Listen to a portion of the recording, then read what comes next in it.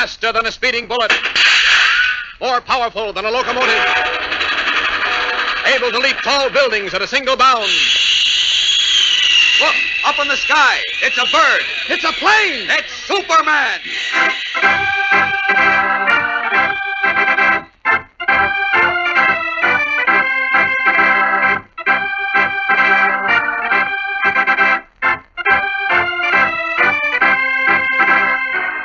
Yes, it's Superman, strange visitor from the planet Krypton, who came to Earth with amazing physical powers far beyond those of mortal men, and who, disguised as Clark Kent, mild-mannered reporter for a great metropolitan newspaper, wages a never-ending battle for truth and justice.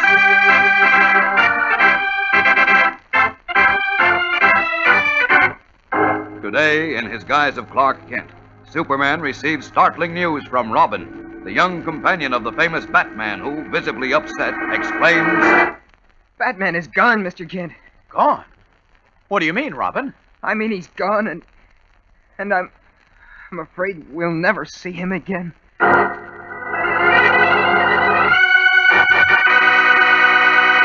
All right, gang, get set now for more Superman contest winners. You may be among these, so listen carefully. Out of Hackensack, Fargo, North Dakota, William Frost, Hastings, Nebraska. Jim Deller, Bellevue, Kentucky. Robert Jones, Jackson, Mississippi. Nancy Humphrey, Grants Pass, Oregon. Gail N. Dalbert, Buffalo. Rita Schweitzer, Brooklyn, New York. Mary Powell, St. Paul, Minnesota. Henry Phillips, Atlantic City. Dollar Richardson, Tioga, Colorado. John Watkins, Grinnell, Iowa. Jerome Isaacs, Bronx, New York. Florence Brooks, Denver. Pete Kutralakos, Dover, New Hampshire. Joan Eisenstadt, Miami Beach, Florida. Mickey Speakman, Wilmington, Delaware. Robert Grasso, Glastonbury, Connecticut. Jimmy French, Louisville, Kentucky. Patricia Taylor, Long Beach, California. James Harvey, Columbia, Mississippi. Boyd Connor, Crown Point, Indiana. Marion Dougherty, Holland, Michigan. Robert Winchell, Port Ewan, New York. Mary McDaniel, Bethel, Ohio. Lynn Papp, Fairmount, North Dakota. Joseph Ponachevsky, Newark, New Jersey. Gene Thomason, Arkadelphia, Arkansas. Chicky Kaplow, New York City. Don Boblight, Overland, Missouri. Catherine Smith, Laurel, Mississippi. Pat Strickland, Gainesville, Florida. Barbara Hammond, Lewiston, Maine. Mary Kane, Tipton, Iowa. Alvin Wyman, Southbury, Massachusetts. Henry Wegeman, Corona, New York. Robert DeBow, Hagerstown, Maryland. Junior Dion, Augusta, Maine. Cletus Seifers, Nettleton, Arkansas. Douglas Near, San Francisco. Nancy Carter, Minneapolis. Tom Inman, Pueblo, Colorado. Billy Wiggs, Manville, New Jersey. Leon Zizik of Lynn, Massachusetts. Joe Brown, Vicksburg, Mississippi. Carol Roon, Chicago. Carter Christian, Decatur, Georgia. Robert Godette, Hartford, Connecticut. Jerome Cowper, Brooklyn, New York. Jimmy Buckley, Trenton, New Jersey. And John Robbins, St. Paul, Minnesota. That's all for now. More later in the program, so keep listening.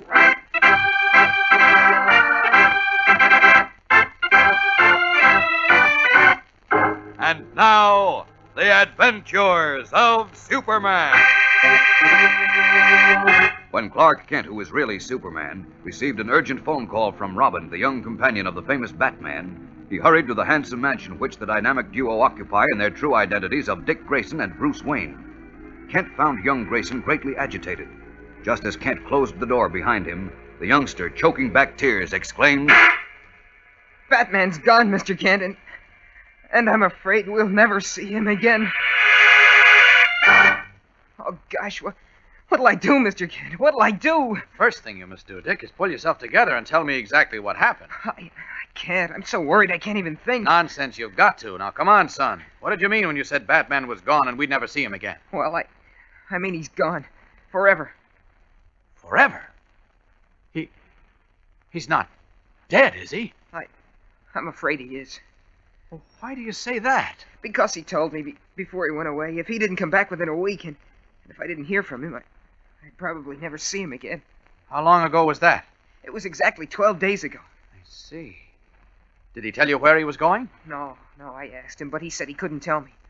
Well, that's rather unusual. I mean, for Batman not to tell you, isn't it? It's the first time it ever happened. Oh. Did he give you any idea why he was going away? None at all. He just told me that something very important had come up. Something he just couldn't tell me about. That's odd. And then he said if he wasn't back inside of a week, he might never come back. Now I'm scared, Mr. Kent. Take it easy, son. Take it easy. Look, were you and Batman working on any particular case when he went away? No. For once, everything was nice and peaceful. It was, eh? Yes, that's why I can't understand it. Did you question Alfred, your butler? Maybe Batman said something to him. No, he didn't. I asked Alfred. What about the police? Did you call Inspector Henderson? Not yet. because I kept hoping Batman would show up. I see. And besides, he always told me if ever I was in trouble and he wasn't around, I was to call you. Uh-huh. Well, obviously he knew he was going into something dangerous, or he wouldn't have said what he did. But what gets me is that he didn't leave some clue for one of us, just in case. You'd think he'd do that. But I know he didn't because Wait, Dick. Do you know where Batman keeps his private papers? Yes, in a vault in his bedroom. Why? Do you have a key to the vault? It's a combination lock. I know the combination. Good. Let's go up and have a look at this vault. It's just possible we'll find a clue there.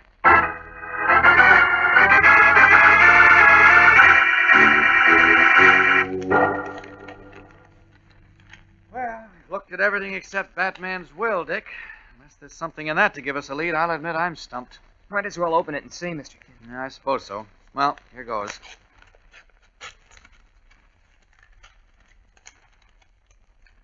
It's very short. I, Bruce Wayne, being of sound health and mind, declare this to be my last will and testament. Lists several charities he leaves a lot of money to, and I bequeath the bulk of my estate to my friend Richard Grayson. That's you. Look, are you sure there isn't anything else in his will? No, nothing that would give us a lead. Oh, gosh, what'll we do, Mr. Kent? I don't know. Somehow this just doesn't add up, Dick. I'm sure Batman wouldn't have walked out knowing he might never come back without leaving some tiny hint. Wait a minute. Maybe he couldn't. Didn't have time. Didn't have time. Look, where were you and Batman? I mean, the last time you saw him. Right here. I was asleep in my room. He came in and woke me up. Was he alone? Sure, Wait a minute. I've been so upset I forgot about it. Forgot about what? I think there was somebody with him. Somebody who was standing right outside my door. Can you remember who it was? It was too dark to see well, but I think it was the same man Batman was talking to in the study. When was this? Earlier in the evening. Some man came to see Batman. He took him into the study downstairs. I see. Did you get a look at him? No, I was getting ready for bed when I heard the doorbell. Batman let him in, and then I heard their voices in the study. Did you hear anything they said? No, the study door was closed, you see, and I was pretty sleepy. So all I heard was a murmur of their voices. I see. Then Batman disappeared that night. Yes. And now I'm almost sure that man, whoever he was standing right outside my bedroom door when Batman said goodbye to me. And that may be why Batman couldn't tell you any more at that time. That's right. Of course. Come on, Dick. Let's go down to the study. I want to have a look around there with you.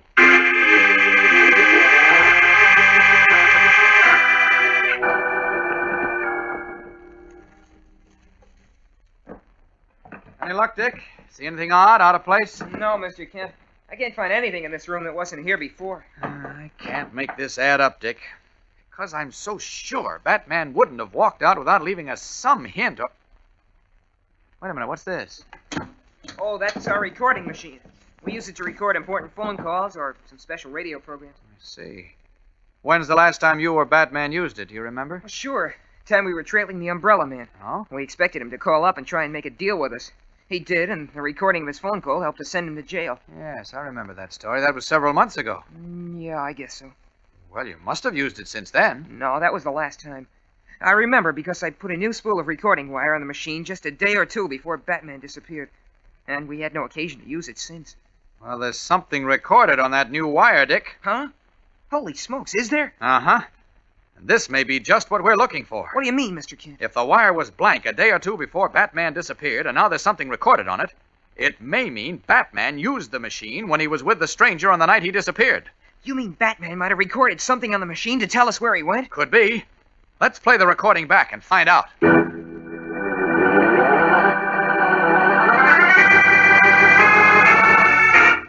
Eagerly, Clark Kent and Dick Grayson prepare to play back the recording. Will they hear anything that will give them a clue to the disappearance of the famous Batman?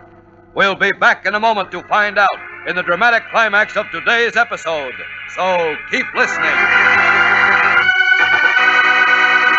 Stand by now for more contest winners. Here they are. Anthony Tallarico, Brooklyn, New York. Sven Bauman, Rochester, New York. William Ellis, Roxbury, Massachusetts. Bob Saylor, Holland, Kentucky. Sylvia Sherman, Norwich, Connecticut. Wilma Hill, Springfield, Missouri. Dana Sarantos, New Brunswick, New Jersey. Jeremiah Lee, Columbus, Ohio. David McHold, Tacoma Park, Maryland. Carl Vassar, Pittsburgh, Massachusetts. Robert Tillman, Washington, D.C. Paul Berenger, Denver. Billy Swanson of Miami, Florida. Howard White, Dover, Delaware. Alan Waxman, Denver. Warren Gunter, Rodando, California. California, Joyce Kohler, Louisville, Kentucky, Lorene Gertz, Victoria, Kansas, Bruce Bogard, Cedar Rapids, Iowa, Patty Bowles, Morristown, Indiana, John Crew, Oak Park, Illinois, Charlotte Redmond, Atlanta, Georgia, William Chase, Newton Center, Massachusetts, North Shine, Bridgeport, Connecticut, John Campbell, Hyatts, Maryland, Darrell Seniera, Alton, Illinois, Robert Sullivan, Concord, New Hampshire, Gerald Hyman, Trenton, New Jersey, Joan Sadler, Bowling Green, Kentucky, Gary Shelton, Fort Wayne, Indiana, Alfred Handy, Astoria, Long Island, Della Folkler, East Akron, Ohio, Charles Brown, Rochester, New York, Mary Haggins, Wilmington, North Carolina, Virginia Carrington, Oklahoma City, Ronnie Houben of Woodridge, New Jersey, Roswell Rudd, Clinton, New York, Jack Moore, Alabama City, Billy Clark, Grand Haven, Michigan, John Davis, St. Louis, Arlene Klein, Newark, New Jersey, Carol Pace of Elwood, Indiana, Johanna Prescott, Sioux City, Frank Wright, Los Angeles, Judith Wilson, Brooklyn, New York, Judy Yoxtheimer, Warren, Ohio, Carolyn Newton, Wilmington, North Carolina, Constance Brown, Milledgeville, Georgia, Robert Moltz, Bronx, New York, and Ethel Miller of Cape Girardeau, Missouri. That's all we have time for today, gang. If you weren't among these, you may be on tomorrow's list. So don't fail to listen.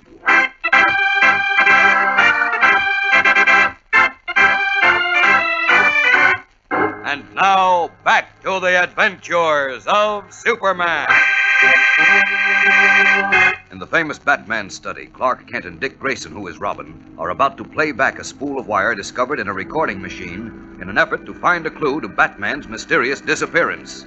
Adjusting the machine, Kent calls out, Okay, Dick. Turn it on. Right, Mr. Kent. Here goes. That's a strange request, Mr. Jones, you said your name was? That's Batman, Mr. Jones is right, Mr. Wayne.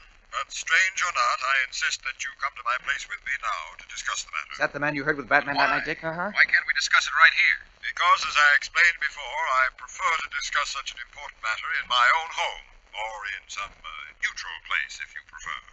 You think I might have spies around here, huh? Let's just say I prefer not to take chances. I see. What are they talking about? Quiet, You Dick. We'll amuse find me, out. Mr. Jones. You don't want to take chances, but you don't hesitate to ask me to take them. You come here with some cock and bull story. It's not a cock and bull story, Mr. Wayne. I've told you the truth. Maybe. And maybe your name is Jones. But you must admit it sounds pretty fishy. I mean, telling me as little as you have and then asking me to go somewhere with you alone. How do I know you're not leading me into an ambush? Why should I? Well, I am pretty rich, you know. You may have some ransom idea in your head. Gosh, listen. That's sheer nonsense, Mr. Wayne, as you'll find out. But we're wasting time. Will you come to my place? Sorry, Mr. Jones. I'm not a coward, but neither am I a fool. You'll have to tell me more. And if I refuse? I don't go with you. I think you will, Mr. Wayne, because if you don't, Then what? then I shall be compelled to reveal to the world that you, Bruce Wayne, are Batman. What's that? Christopher Columbus. Yes, Mr. Wayne, I will publicly reveal that you, Bruce Wayne, and the famous Batman are one and the same.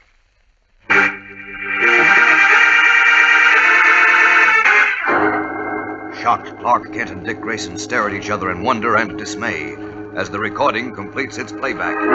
Who is the mysterious and threatening Mr. Jones who has somehow discovered the secret of Batman's double identity? The secret Batman cherishes as much as Clark Kent guards his own identity as Superman.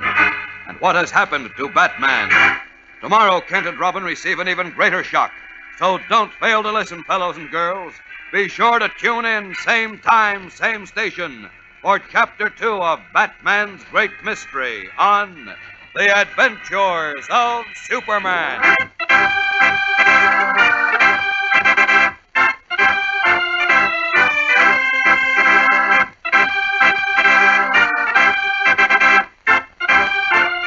Superman is a copyrighted feature appearing in Superman DC Comics magazine and is brought to you Monday through Friday at this same time. This program came from New York. Stay tuned to your mutual station for Captain Midnight, which follows in just a moment. And right after Captain Midnight, you will hear Tom Mix and his